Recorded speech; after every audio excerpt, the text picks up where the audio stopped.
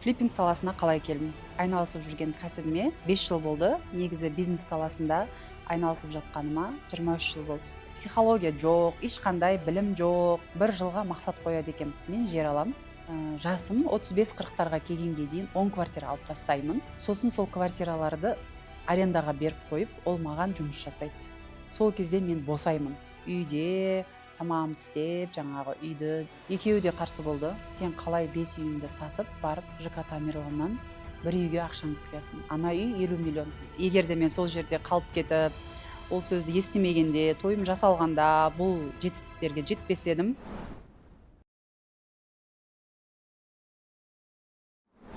Сәлем достар, қалайсыздар? Қалай жағдайларыңыз? Мен бүгін YouTube каналын алғашқы рет бастап, съемкаға түсіріліп отырмын. Кішкене қобалжу бар. Маған қолдауларыңызды білдіріп, лайк, комментарияларыңызды жазып, алғыс тілеп, атсалысып отырыңыздар. Ал енді бісмилля деп бастайық. Бүгінгі бірінші тақырып, достар, флиппинг саласына қалай келдім?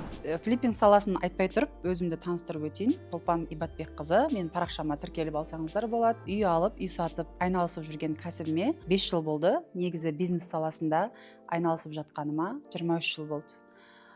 Негізі өзім Түлкібас ауданының тумасымын. Қайта-қайта айта берем ғой, Тұрар Рысқұловтың қарындасымын деп мақтанып қояйын. Руым Великий Шілмембет. Түлкібаста туылдым. Корниловка, бұрынғы қазіргі жас кешу деген ауылында тұрдым. Үйдің ең тұңғышымын. Сондай өзім мектепті жақсы оқып, күшті қыздардың тәртіпті, сабақты жақсы оқыған отличница, не дейді, өмірде де, семьяда да, қарым-қатынаста да, барлығында, кәсіпте де өзімді бір мақтап айта алатындай бір тұлғамын деп өзім есептеймін. Енді Аллахтың қалауымен сауда бизнесінен 23 жыл бойы біраз заттармен бизнес саласында айналыстым. Оның ішінде бірінші жаңағы өзімнің тойымды жасаймын деп, негізі бұл бизнес саласына келуім тойымның ақ көйлек кимеуімнің себебінен келгенмін. Бірақ кидім, қыздар, Аллахтың қалауымен, өзімнің пысықтығыммен. Жаңағы былай болған оқиға. Тұрмысқа шығамын. Тұрмысқа шыққан кезде маған тойдың болмауын ескертеді. Жағдайы жоқ. Бала босанғаннан кейін бесік тоймен бірге құдалық осылай жасаймыз дейді. Сол кезде маған айтқан енем болатын. Прям рахмет айтам ол кісіге. Өйткені сол сөздің артында менде үлкен өсу тұрды.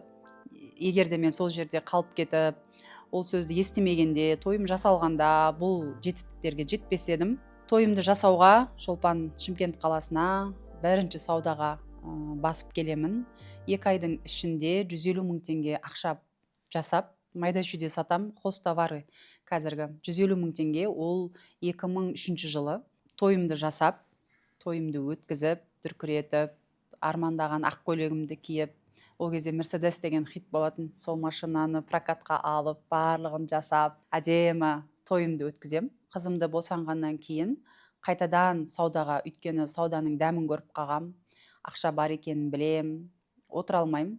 Ары қарай даму керек, өсу керек, үй алу керек, жай алу керек. Сол себептен қайтадан қалаға келіп, қалада жұмысымды бастаймын. Бірінші сол кездегі бастағаным хостовары, одан кейін канцелярскиймен айналыстым. Канцелярскийдан кейін мен киім саттым, киімнен кейін аяқ киімге келдім. Осы аяқ киім саласында мен көп жұмыс жасадым. Аяқ киім саласында айталам сіздерге 15 жыл, жаңа 23 жылдың 15 жылын аяқ киіммен айналыстым. Мені бірінші табыс көздерін осы канцелярскийда Max Rider Impact деген ручкаларды мен тасыған болатынмын. Бішкектен оптым таратқан болатынмын. Одан кейін аяқ киімге кірдім. Сонымен менде товарный бизнесте үлкен жетістіктерге жете бастадым. Сол кезде өзім ойланып қарасам, менде мынандай болған екен. Енді ол кезде мынандай ғой, қыздар, психология жоқ, ешқандай білім жоқ. Біз только өзіміздің еңбегімізбен азанда тұрамыз, сауда жасаймыз, жұмыс жасаймыз. Қазіргі жастарға қарасам, қарын ашу бар. Өзімнің ұл қыздарымнан да, өсіп келе жатқан қыздарымнан да, бүйтіп қазір қарайсың ғой, біздің кезімізде бізге жұмыс табу өте қиын еді. Мысалға, соның ішінде жұмысқа тұру, бір жерге барып жұмыс жасау, оның барлығы қиын еді. Менің өзімнің қатарластарым барлығы біледі оны. Сол кездің ішінен сырылып, мысалға, жұмыс жасап, жұмыс тауып, ізденіп, біз талпынып, жұмыс жасап, еңбектендік та. ал қазіргі біздің жастарда қолдарында телефонмен де жұмыс табуға болады. Мүмкін емес нәрсе жоқ. Енді сол салада, мысалға қазір инстаграмын, ютубқа шығып отырмын алдарыңызда, сол салаға біз де кіріп жатырық, жасымыз 40-қа келсе де. Енді қыздар, айтпағым, 15 жыл аяқ киіммен айналыстым деген сөзге кішкене тоқталғым келіп тұр. Өйткені әр сауда істегенде мен бір жылға мақсат қоятынмын. Жаңағы біздің кезімізде психология, білім деген нәрсе жоқ дедім ғой. Қазір мен осы бір 5-6 жылдың ішінде өзімді қазір полностью зерттеп, осы психологияға, білімге саласына келген кезде бұрынғы жасаған өзімнің істерімді қазіргі уақытпен салыстырған кезде барлығын бір дұрыс жасаған екенмін, өйткені өзімді тыңдай алған екенмін да, қыздар. Әр саудада бір жылда мен былай мақсат қойған екенмін: биыл мен жер алам. Ол кезде үй алу деген мүмкін емес, өте қиын. Өйткені миллион ақша табу жаңағыдай копейка ғой заттың барлығы. Қазіргі жастар түсінбесе де біздің қатарымыздағы адамдар оны жақсы біледі. Енді еңбектеніп, сондай пенетпен, еңбекпен келді барлық нәрсе. Бір жылға мақсат қояды екем: мен жер алам. Мен биыл сол жерді алады екем сол жылышы. Келесі жылы тағы да участок алам, тағы да алам. Сонымен менде 3 участок болады. Одан кейін уже участок алып жатырмын, бірақ үй ала алмай жатырмын да, қыздар. Сонымен 2 бөлмелі Север микрорайонында $28, наверное. Ол кездегі курс вообще 120 ма, 100 ба курс, өте төмен кез ғой ол кезде. 2006 жылы үйді аламын. Содан кейін уже менде осы қазіргі біздің тренд болып атқан, айтып атқан мақсат қойыңдар, мақсаттарыңа жетесіңдер деген нәрсе сол екен да, қыздар. Қазір мен өзім жылда бір нәрсені жету үшін мақсат қоям. Сол 2006-дан бері 2 бөлмелі пәтерді алдым. Сонымен отырдым. Күнде сауда істеймін. Азаннан кешке шейін сауда істеймін. Үй бетін көрмеймін. Бала-шағаны ата-анама апарып тастағам. Бала-шағаны бағады. Мен только сауда істеймін.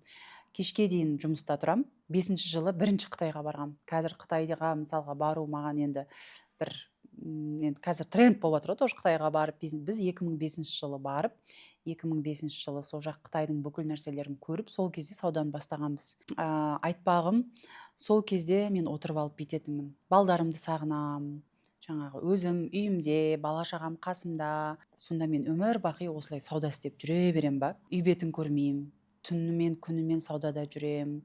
Бала-шағам қасында боламайм. Үлкен балдарым осылай өсті, менсіз өсті. Өйткені ата-анам өсіріп берді. Мен только саудада жүріп, осы ақша жинау, үй жинау мәселесі бойынша жүрдім. Сол кезде өзімнің түйген ойым былай деп айтқанмын. Сол кезде жасым 35-40-тарға келгенге дейін 10 квартира алып тастаймын. Сосын сол квартираларды арендаға беріп қойып, ол маған жұмыс жасайды.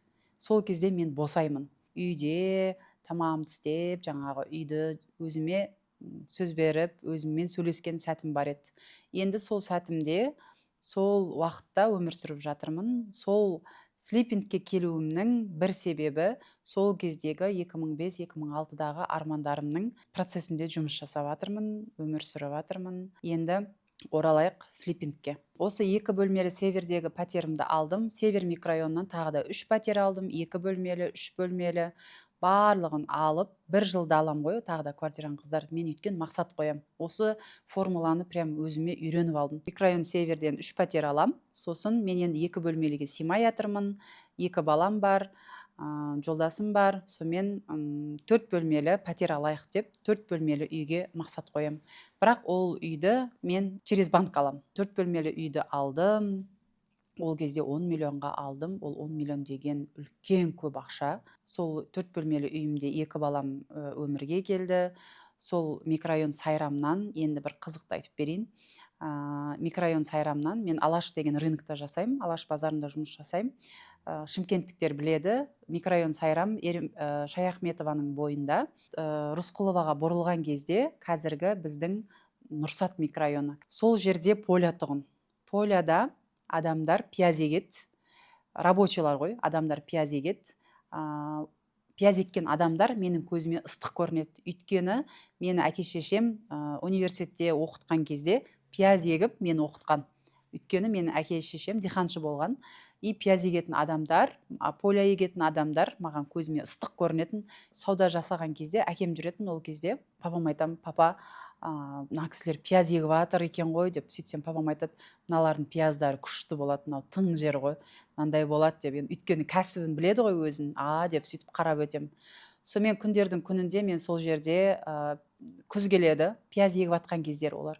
Күз келеді, күзде пиязды жинайтын уақыт болады, қапшыққа жинап уже сатуға дайындайды. Бір күні жаңағы Максимамен өтіп бара жатам, қыз машина айдайды. Ол жыл кезде машина, қыздар айдайтын машина аз болған ғой ол жылдар. Мен кетіп бара жатам, ол кісілер жүгіріп шығады да, ол көшеде машина аз жүреді, вообще жүрмейді да негізі. Маған алашқа төте жол сол болады. Жаңағы адамдар баклажканы алып алып бүйтеді. Жаңағы су сұрап жатыр ғой ол кісілер. Сонымен мен уже түсінем, бірақ машинамда су жоқ. Мен өтіп кетем. Келесі күні уже машинама баклажкалерге суларды дайындап өтіп бара жатам. Алдымнан действительно шығып тұрады. Күнде шығып тұрады. Мен оларға күнде су беріп кетем. Сонымен ол кісілерге мен су беріп кетем. Ол кісілер маған бір пакет, бір жарты пакет пияз салып жүреді. Мен ол пиязды үйге алып келем, оларға мен су берем, олар пияз береді. Оларда су жоқ, өйткені ол жерде дом жоқ, ол жер поле, ол қазіргі біздің Чимкенттегі Түркістан сарайы, мынау акимат тұрған жер бар ғой, қазір бізде Чимкент центр. Сол кезде маған сол рабочийлардың кішкентай ғана бір сөзі үлкен менің өсуіме мотивация болады, білесіздер ма? Сол суға тоқтамағамда ол сөзді де естімес едім. Өзім қазір отырып сол нәрсенің барлығын саралап, осы қазір сіздерге шығып айтып отырған сәтім. Жас балдар ғой, кішкентай ғана балдар ол кезде. Өзімнен де кішкентай ау деймін. Бір екі қыз, бір бала бар тұғын. Сіздер пияз егіп жатсыздар, ана жақта не стройка жүріп жатыр деп сұрағанымда, бұл жер болашақта акимат болады. Қазір мына жерде әкімшілік салынып жатыр, Шолпан әпше. Бұл жер қала болады деп маған рабочийлар айтқан. BI Group компаниясы қалаға келді деп естимін. BI Group компаниясының өте жақсы үй салатынын Астанадан, Алматыдан, таныстарымнан естіп жүрем. Сонымен мен отырып ойланам. 4 бөлмелі үйім бар, әдемі ремонт жасағам, астында машинам бар, кәсібім бар, уже жетістікке жеткен Шолпан, ақшаға баяғыдай бір қарын ашу, көз тоймақшылық, ол нәрсенің барлығы өтіп кеткен менде. Сол кезде ЖК Ордабасы деген түріктердің салып атқан үйі бар тұғын, сол акиматқа қарама қарсы жерде. Сол жерге барам, сол жерде менде Сандуғаш деген құрбым болады. Сандуғаш айтады, Шолпан, мына бетте метроның қасында BI Group салынып жатыр, лучше сояқтан алмайсың ба дейді. Сонымен мен ойланып кетем, Ордабасыға ақшамды құймайым, қолымда 20 миллион ақша бар. 2019-да BI Group келеді бізге. Әлі котлован, жер қазылып жатыр.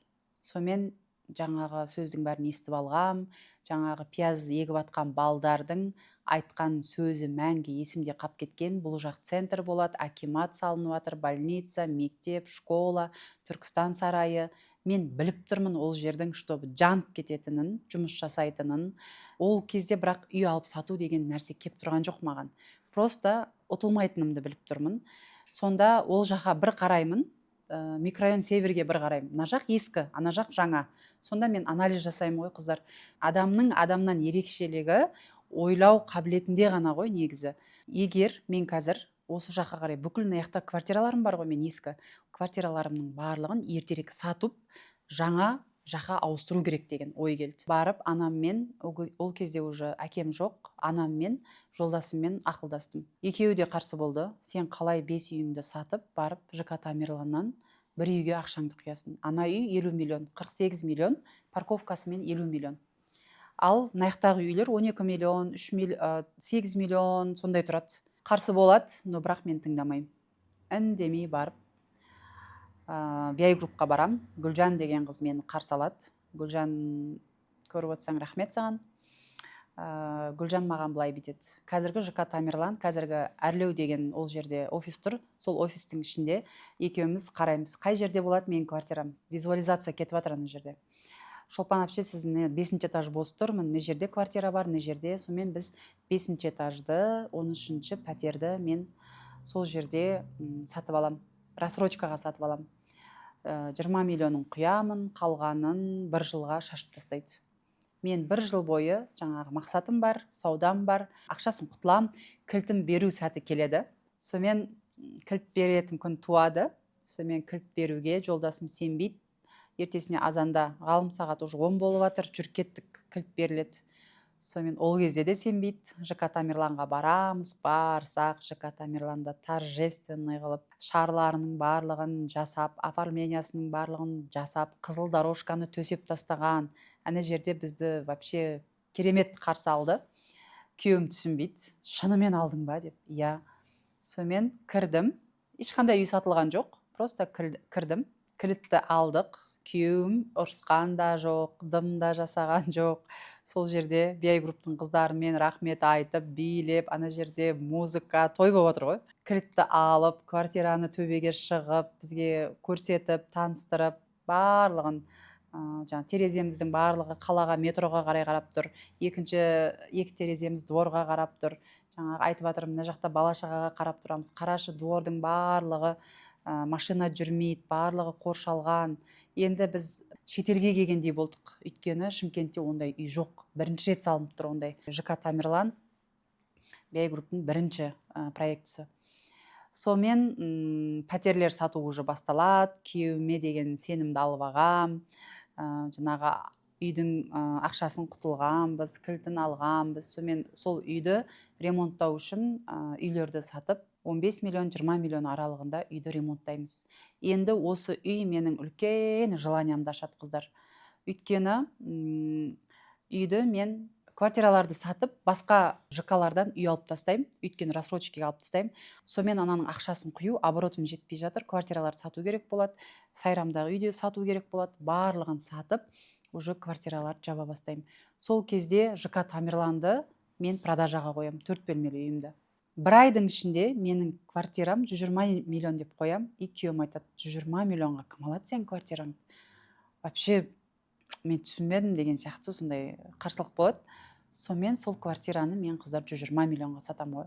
50 миллионды алып алып, қызы мен әйел, мамасы мен қызы, үлкен жастағы әйел, қолдарына тоже астаналықтар 50 миллион ақшаны алып, қара сумкамен үйге кіріп келеді ғой. 50 миллион ақшаны тастап кетеді. Сөйтіп біз бір айға не жасаймыз? Доверенность қалдырады, чтобы ол кісілер де үйлерін сатып жатыр екен, қалған 70 миллионды береміз деп. Бір айдың ішінде біз бір ай сол үйде тұрамыз, бір айдан кейін 70 миллионды береді ол кісілер, үй 20 миллионға сатылады. И мен отырып былай ойланам ғой, сонда мен 20 жыл бойы сауда істеп 70 миллионды мен 20 жылда ма бір арасында бір таппаған, мен 120 миллион ақша ұстап көрмеген, қыздар. 120 миллион ақшаны сол кезде ұстаған кезде мен бүкіл 20 жыл бойы істеген еңбегімді көргендей болдым ана жерде. Полный как будто бір еңбегімді әкеп алдыма, Алла тағала қара дегендей болды. И ана ақшаны қарап, маған үлкен осознание келді.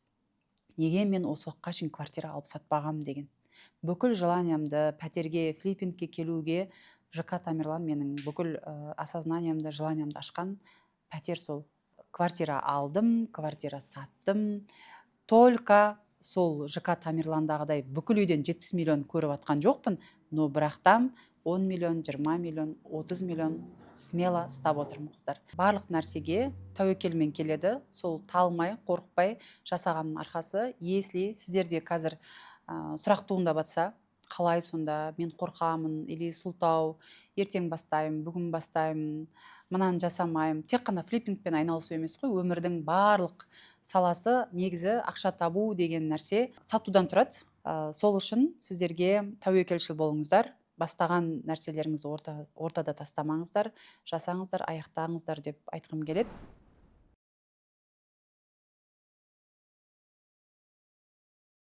Қазір YouTube каналымның бірінші бөлімін аяқтап, соңына кеп қалдым. Мені қолдап, лайк басып, комментария жазып, атсалысып отырыңыздар. Және көкелеріңізде қандай да бір сұрақтар болса, қандай темаларды қозғайын, астына комментарияға өтіп жаза отырыңыздар. Келесі бөлімде сіздерге қызық болсын. Қандай адам, ақшасы жоқ адамда, ақшасы бар адамда флиппинг бастай алады. Сол туралы айтқым келіп отыр.